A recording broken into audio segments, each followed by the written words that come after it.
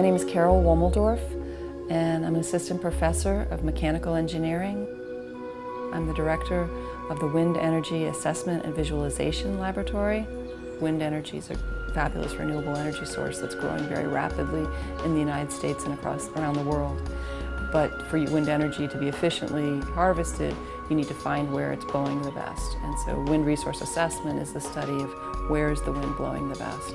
One of the really wonderful things and sort of challenging things about this is a typical project can be very, very wide. I've worked in areas of fluid mechanics, fire suppression.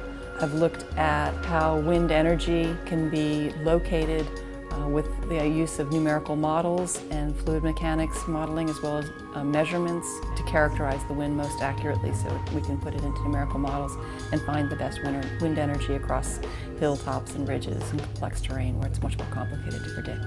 In this case, it's environmental fluid mechanics because I'm really trying to characterize the fluid mechanics of how the air moves with the terrain, with the hills and the valleys, as well as with the forests.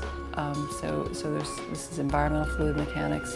Chemical engineers use it to predict how pollutants travel in the atmosphere from coal-fired power plants. Forest fire fighting. If you want to know where the fire is likely to grow, where the wind's blowing the fire to, you need to use environmental fluid mechanics to model those types of problems. Oceanographers use it to look at the currents of the ocean. So instead of the fluid being the air in the atmosphere, now it's the water in the ocean. You can use it in bays as well as the ocean, smaller bodies of water. Understanding the currents are part of that. If you look at a creek, just the water flowing in a creek, you can see that the water's all on average moving at the same speed, but if you see a rock in the middle of the creek, take a little stick and you drop it in the water, you'll see that it moves slowly when it's far from the rock, but all of a sudden it'll move quite quickly to go around the rock. And that kind of deflection is the same thing you can see around hills, and so you're looking for that speed up places where locally it's going faster. That's really what I'm trying to do with the numerical modeling. When I was in high school, I was taking classes in math and science, just like everybody does, and we had a speaker come in 8th grade who talked about being an engineer. And being an engineer to him, and how he described it, was being a problem solver, somebody who developed the expertise and the knowledge to analyze very complex systems that we depend on every day, but who could help make things better and would use math and science to do that. What caught my attention was the growing field of wind energy and learning about how these maps are made, and the data that goes into these maps, and really the data that doesn't go into these maps, because if the data hasn't been taken, or if it's at too low of a height, or if it's taken between two hills, it's really not good data. And knowing that my numerical modeling background from the combustion dynamics, from the hydrodynamics I did my master's degree in, kind of made me say, hey, this is a place where I could really contribute. Using this engineering background that I developed to try and really find wind where maybe people think there isn't any, and to understand that the uncertainty behind a numerical model is an opportunity for more research and for more knowledge, and maybe for finding things that the numerical models initially thought weren't there.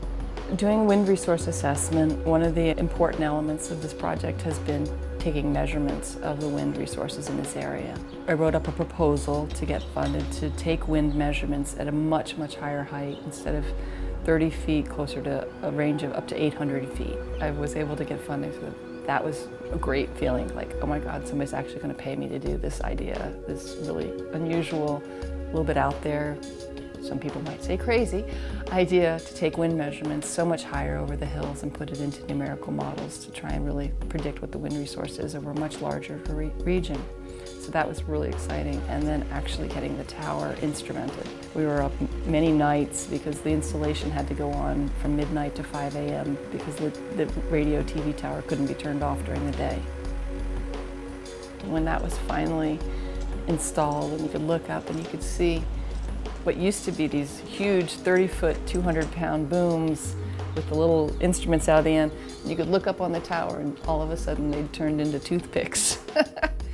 That was pretty amazing. The mathematical skills that I learned in high school actually are something that I found tremendously valuable. Pushing yourself in high school, taking some of the more advanced classes every day with good high school math teachers It's one of the best things you can do to kind of get a solid underpinning to carry you forward. A bachelor's degree gives you the introduction, and I think a lot of people don't necessarily like the process of getting the undergraduate education. I think that when you're a junior and senior and undergraduate, it's a lot more fun as far as actually working on harder problems and kind of seeing how things are coming together.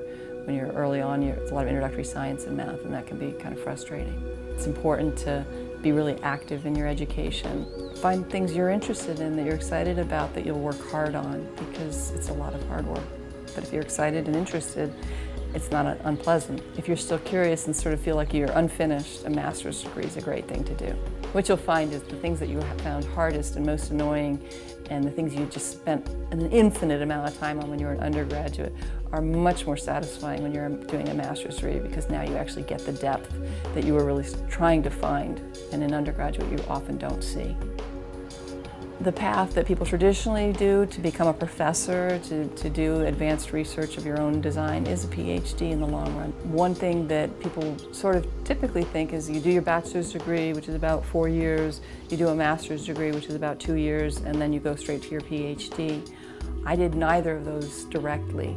I took 2 years off between my undergraduate and my master's degree, and I'm really glad that I did. It gave me a chance to kind of recharge. I'd spent a lot of energy going through my bachelor's degree, and it gave me a chance to balance my life out a little bit more, because school all the time, you can miss some important things.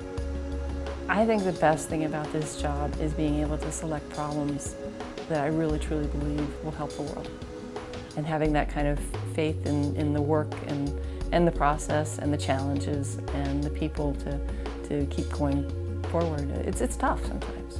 So it's good to know that, you know, that this problem is something that's important.